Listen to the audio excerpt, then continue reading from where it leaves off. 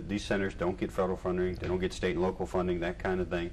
You know, and people really feeling the crunch financially right now. Yeah. So we're very understanding of that, but really just want to appeal to people. You know, if you're going to give your money to something, you want to support something. I'm really not concerned about people supporting Run for Their Lives. I really want to, direct people to supporting these organizations that the proceeds of our race benefit.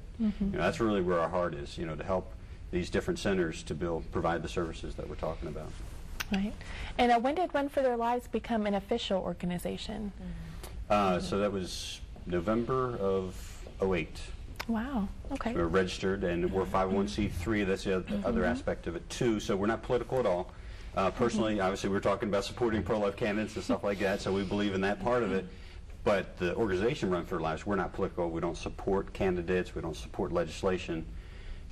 There's other organizations where people can get involved and do that kind of thing. We definitely support it. It's really about raising awareness to the pro-life issue and educating pro-life people. I mean, here we were pro-life our whole lives, but didn't realize there were post-abortive counseling services available, realizing that, what was it, 70% of the women who have had an abortion are a Christian. Are these services being talked about in their churches? Unfortunately not.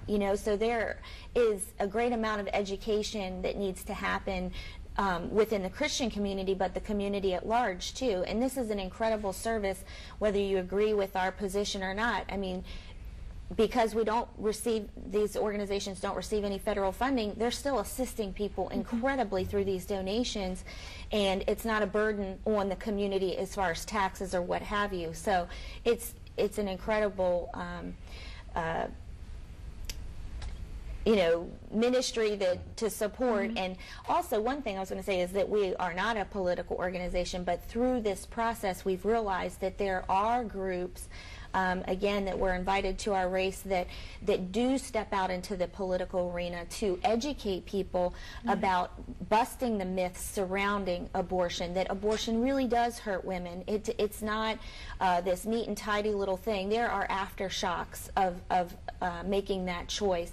And so there's a group called Silent No More Awareness and Operation Outcry. They just, again, their purpose is to raise awareness, but also to step into that political arena and say, hey, this legislation should be reconsidered, or consider this sonogram testing legislation. So there are groups that are doing that aspect of it, and so that's what's really nice about this venue is we can say, let's come out, enjoy a beautiful Saturday morning in Jacksonville, and have all these tables where you can receive an education yourself and go, okay, well, maybe I could fit in this area, or maybe I could help in this area, or maybe I could donate my baby clothes after we're finished, or there was a buy one get one at the store, maybe we could donate something extra that we have, to give people the opportunity to put feet to it. Like we said, we were pro-life our whole lives and have never really stepped in and gotten really personally involved. So it's a great thing to raise the awareness and give people a practical opportunity. Yeah, and that's a big part of it too. We hope that people will mingle around and get to become familiar with some of these different groups and find out how they can get involved. There may be an avenue that someone may not have even occurred to them.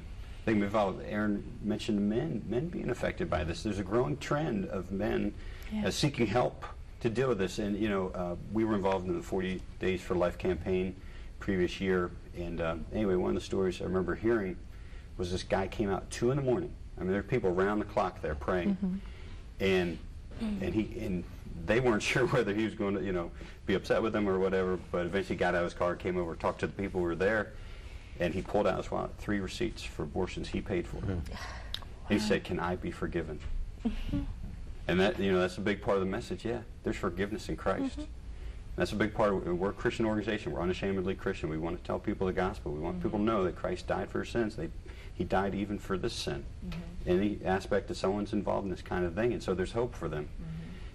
But there's men like that who need healing, who need help to work through that. And so some of these organizations, they provide counseling for men. So there may be men out there thinking, well, it's just a woman thing, and other women need to get involved and help the women go through that, and they're not going to hear from a man.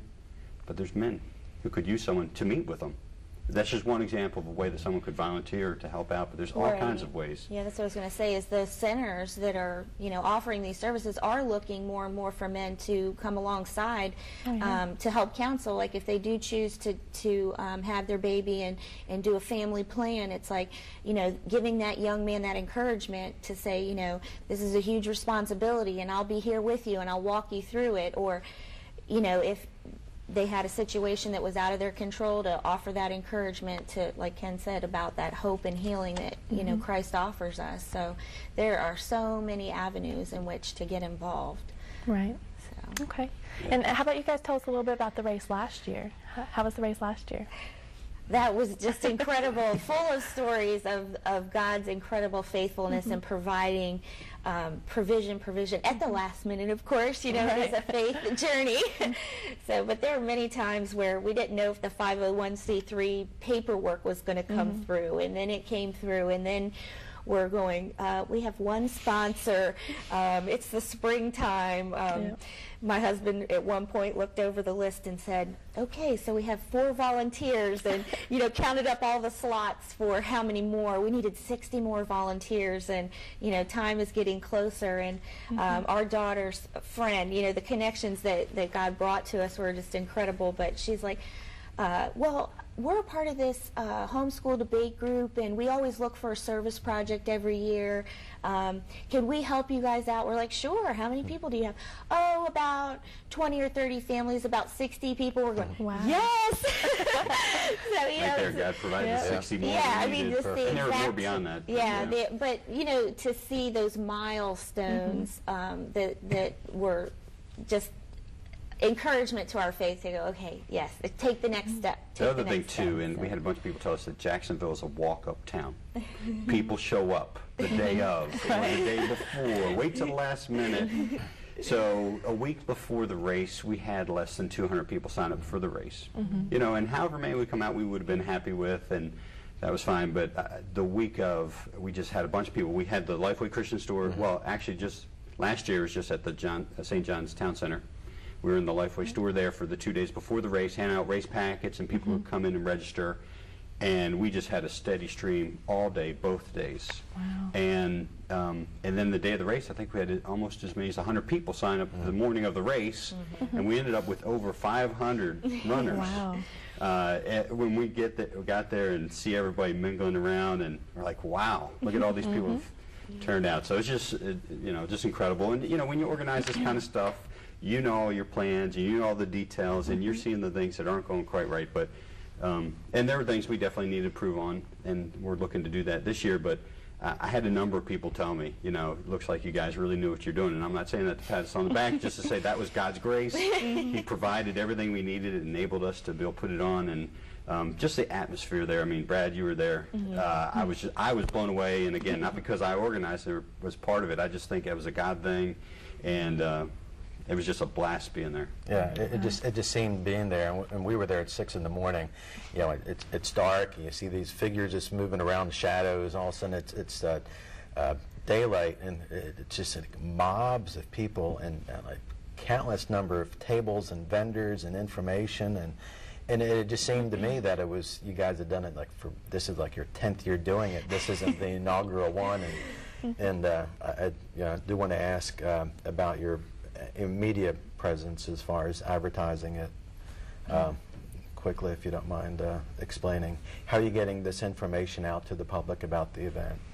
Yeah, a lot of our connections are personal connections, churches. I know First Baptist again, I think North Jacksonville Baptist, and on, a number of different churches is how a lot of people are finding out about it. Different organizations. There's a high school age discipleship ministry called K-Life. They're going to be volunteering, and they're spreading the word. And we're going to be running, just like last year, we're going to be running a radio ad on 88.1 The Promise, basically the 8 or 9 days leading up to the race. And that was really where we got a lot of people to find out about the race last time, and got a lot of people to come out for that. So, and different things like that, the social media, Twitter, Facebook, and things like that. But really the churches and the radio ad.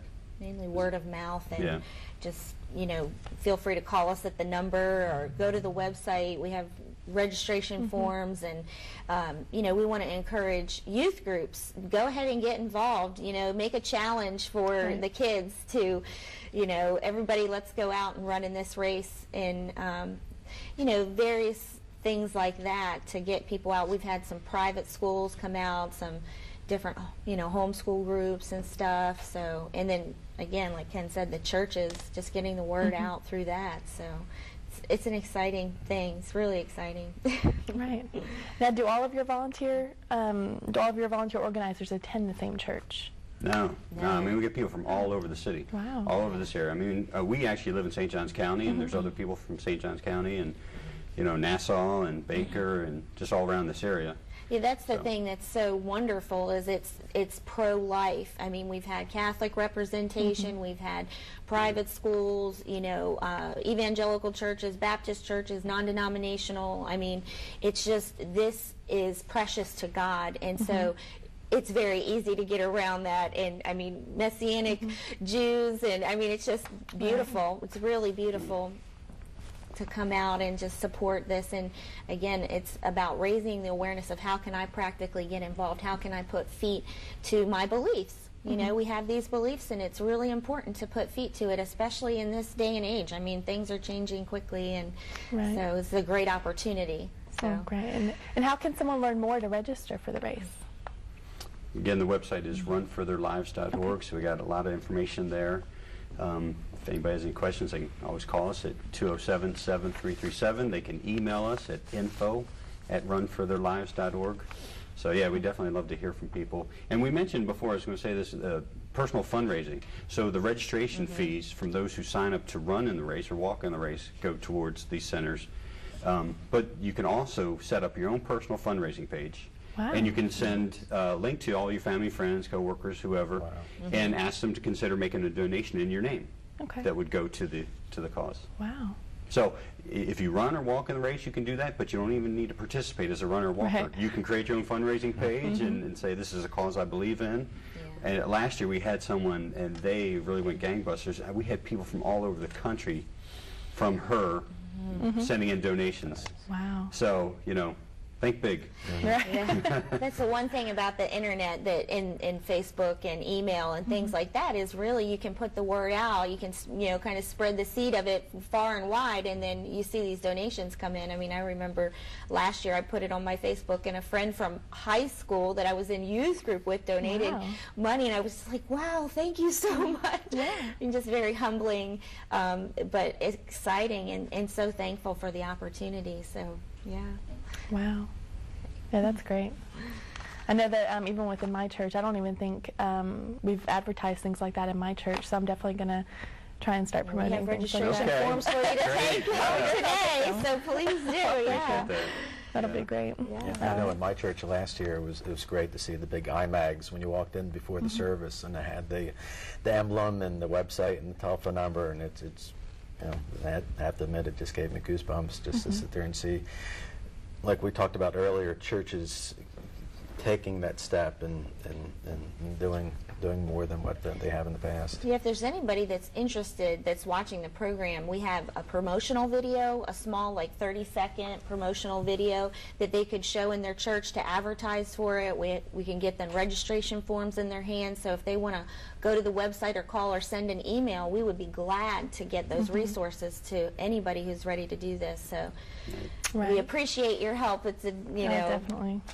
non-profit volunteer organization, so the more we have. And of course, if you'd like to learn more, just go to runfortheirlives.org to find out about it. And thank you for watching Jacksonville for Life. Until next time, do something. Save babies in Jacksonville.